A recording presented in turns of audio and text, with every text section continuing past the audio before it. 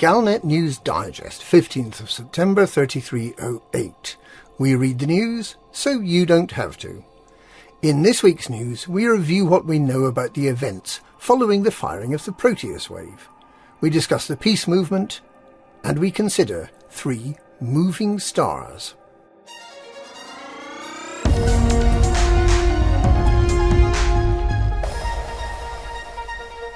The mainstream media have been alerted to the existence of a video that plays every time commanders log in to their ship computers, unless they press escape to skip, which, to be honest, most of them do by now. This video shows the events that took place during and just after the firing of Salvation's Proteus wave weapon.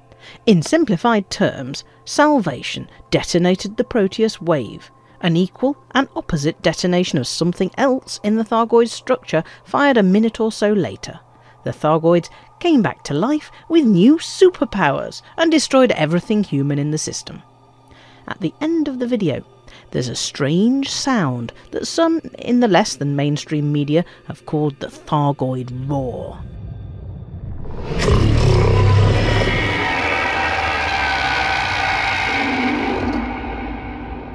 Various nutty professors have offered explanations.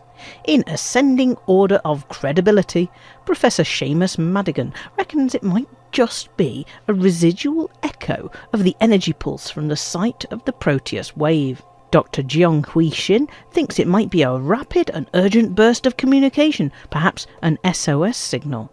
And speaking aboard the Testament, the first apostle of the true chapters explained that the sound was the sound of the far God calling the faithful, and that something that the Thargoids might think of as a god, something to which the Thargoids are pale heraldic shadows, is coming to destroy the universe and liberate the far God faithful, and everyone else for that matter, from the misery of life. The far God is about to become manifest. The first apostle's explanation sounds by far the most convincing. With the Thargoids expanding their area of controlled territory out from HIP 22460, and with the recent invasion of 3 lightly inhabited systems on the edge of the bubble, the superpowers have had to explain to their citizens that there's nothing to worry about. Everything is under control. In fact, it's so under control that the Federation has deployed a number of Farragut battlecruisers into systems where they have no right to be. Given that there's not actually an incursion, and given that no stations have been attacked, there is a question over what those battleships are doing there. Still, the fireworks are pretty to watch.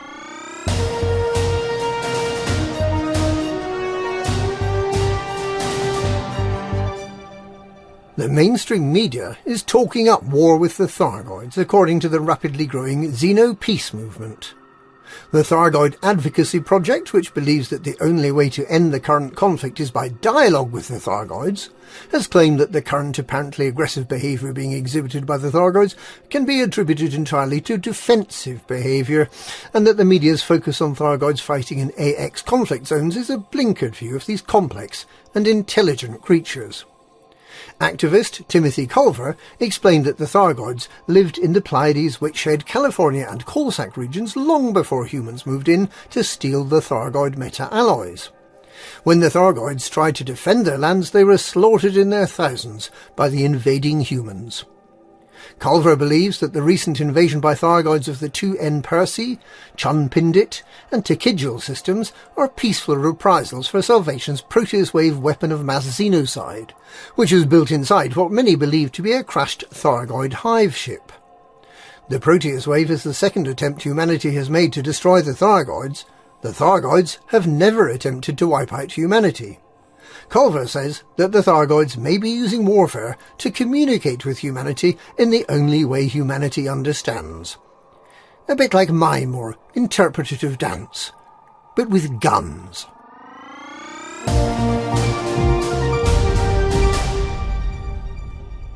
The 3 unidentified interstellar anomalies, also known as Thargoids, but which we all know are really the Thargoids' Death Stars, or, if you're a Fargod adherent, the personification of your deity, continue to advance slowly towards the human bubble. After a few days of being dim, they're once again bright and visible from several hundred light-years. They also get brighter when there's something bright in front of them. No one knows why, but it makes for prettier pictures.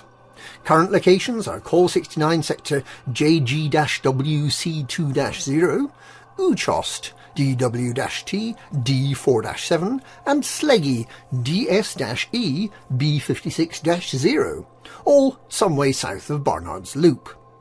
At the moment, they're taking their time travelling slowly, but we already know they can speed up spectacularly when they want to. The mainstream media has described these objects as flares, and has suggested that a swirly shiny thing of enormous size making its way purposefully through the galaxy while making noises in the FSS that sound uncannily like the sound of Thargoid scavengers may just be three perfectly natural phenomena that just happen never to have been seen before, anywhere, ever.